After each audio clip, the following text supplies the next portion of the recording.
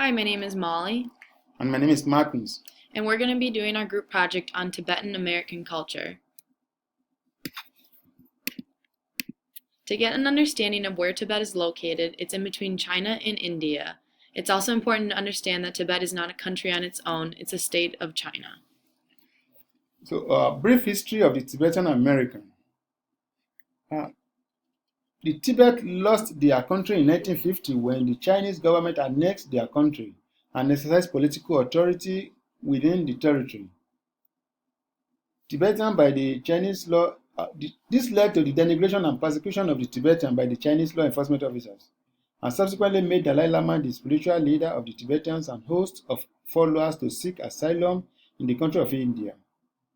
The Tibetan Americans first got the opportunity to migrate to the United States of America as a result of the United States Congress 1990 Immigration Act that presented the Dalai Lama, the spiritual leader of the Tibetans, with the opportunity to legally resettle 1,000 Tibetans in the United States. Since then, there had been family reunification processes which had brought majority of the Tibetans to their loved ones in the United States from India.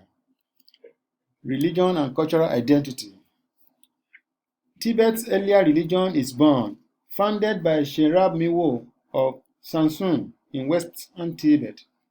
With the advent of Buddhism, the Bon religion diminished in influence, but it continues to thrive today with an active community of the Tibetan refugees in India, Nepal. The Tibetan Americans still practicing their faith.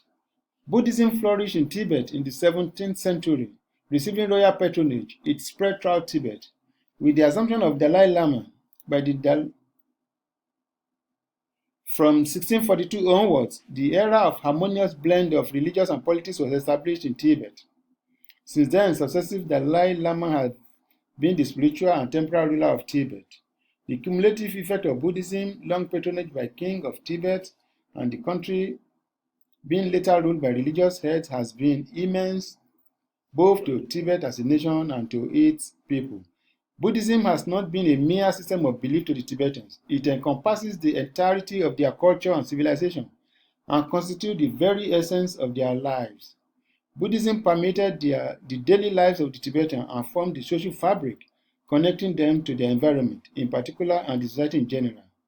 Religion is the strongest bond which defines Tibetans as a people, and as such it is the most influential aspect of the individuals and tight-knit community as a group. That the Tibetans are famously religious will not be an overstatement. This can be seen from their belief in some of their daily activities. Some of them that I work with have this red thread around their neck and around their wrist, indicating blessings and favor from Dalai Lama. They are very prayerful and dedicated to doctrines of the religion. The Tibetan New Year required the performance of extensive rites on behalf of the protective divinity, followed by the convening of the Great Prayer Festival in Lhasa. In the fourth lunar month, the celebration of the Buddha enlightenment is marked by fasting and communal prayer. There's a monastery for the Tibetan in Minnesota where they meet during the holy month, which mostly coincide with the month of April or May in the American calendar. They equally meet there to celebrate their Losar, which means New Year, which comes up in the month of February or March in the US calendar. This year, Losar was named Firebird, and it marks the 2144 lunar year. Cultural identity in its most basic form is a sense of belonging, and this includes a shared sense of companionship, beliefs, interests, and basic principles of living. When a person identifies with their culture, they often embrace traditions that have been passed down through the years. The cultural identity links a person to their heritage, can help them to identify with others who have the same tradition and basic belief.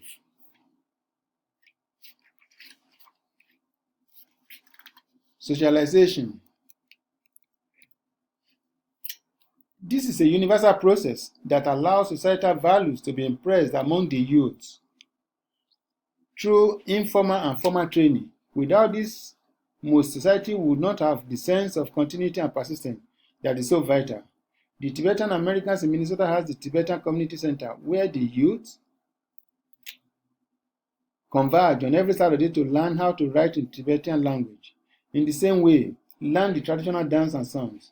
while inculcating in them the cultural values. Young people learn by doing and observing their peers, and older people, the emphasis by the older members of the community was on those skills and values that were designated for boys or girls and judged essential for the survival of the community as a distinct group. Young girls learned household chores such as cooking and cleaning the house by observing and helping their mothers and grandmothers. Any, any special crafts like weaving and cloth making were taught by women to their daughters. The boys likewise learned outdoor activities from their fathers and other male relatives. The family, therefore, is an important socializing agent in the Tibetan culture. Marriage and kinship. It has often been observed that Tibetan marital relations are unusually varied. Monogamy, which means married to one man or woman. Polygyny, several wives married to one man. Polyandry, several husbands to one woman. And polyandrogyny, group marriage, are all known, which sometimes give the outsiders the impression that marriage, beside the free consent of adults to mate as they wish, does not exist as they know it in Tibet.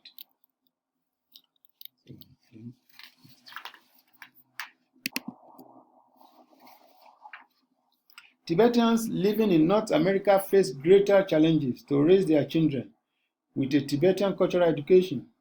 The reasons are many, but the key ones include strikingly different host cultural values, the small Tibetan population in North America, and the absence of separate Tibetan communities, monasteries, and Tibetan schools. It should be noted that most immigrants are from a younger generation because older Tibetans prefer to live within their diasporic communities in India and Nepal. It is against this background that Tibetans struggle to raise their children with a distinctive identity in diaspora West.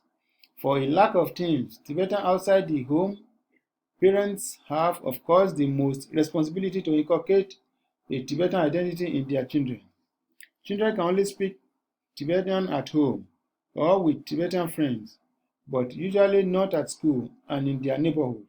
Ironically, even at home, many children find it easier to speak English with their siblings and parents due to mainstream language influence. In the West, the Tibetan language has a low objective and perceived vitality.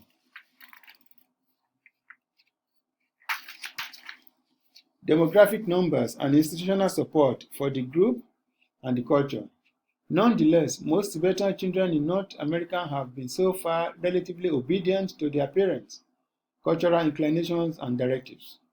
Yet, culture clashes are a major challenge for both parents and children, with a dual desire and responsibility on the one hand to retain Tibetan values and customs, yet, on the other hand, to be acculturated into mainstream Western culture and education.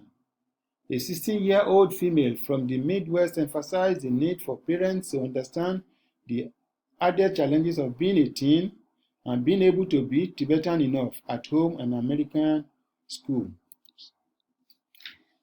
It's important to understand the verbal communication in the Tibetan culture. It's also important to first understand their character. Tibetans are described as proud, rough, honest, peaceful, and reserved. You can also see poor regions still smiling with large smiles on their faces. It's important to keep emotions in line, and they value patience as a virtue. Tibetan culture has a high context communication because they are often seen using nonverbal cues to communicate. Tibetans spend many hours practicing prayer, which showcases how they communicate nonverbally. There are many traditions in the Tibetan culture, and if broke, Tibetans will not be happy and avoid saying anything. They tend to communicate indirectly. When we look at nonverbal communication, the Tibetan culture focuses as a non-contact community. Some characteristics of nonverbal communications is subconscious, which is difficult to identify miscommunication, that it's learned by implicit socialization, which is implied group reaction, and also relational messages, which explain how we feel about others. When we look at the eating etiquettes of the Tibetan culture, we notice that Tibetan people are expected to eat and drink quietly and not eat too much in one bite. If you're invited to someone's home, it's rude to ask for tea or food directly. Moreover, it's rude to ask for seconds. If the host offers you seconds, you must decline the first offer, otherwise it is seen as offensive to the host. It is typical to deny food 3 times and then accept on the 4th time when asking. There's many forms of greeting in the Tibetan culture. When meeting someone new, an acquaintance will bow and remove their hat. When greeting someone highly respected, they will bow and remove their hat as low as they can. It's important to use polite language when greeting and departing. Sometimes Tibetans will even greet each other by touching foreheads. It's also important to note that there are never tears when greeting each other, no matter how long it's been since they've last seen the person. If a Tibetan man sticks their tongue out at you, don't be alarmed, it's just another form of greeting. Lastly, katags, which is a white scarf, a sign of respect to present to Dalai Lamas and people of high power. It's presented at important times, and when presenting, the katag person will take a small bow and extend their arms out in front of them. As the receiver, they must reach out with both hands, but not too far, and accept the katag. It's important to immediately put it around their neck, otherwise it's seen as disrespectful. Lastly, conflict. Tibetan culture is an accommodating culture. Characteristics of their intercultural conflict is ambiguity, which is accommodating because Tibetans are indirect and restrain their emotions, and language issues, contradictory styles.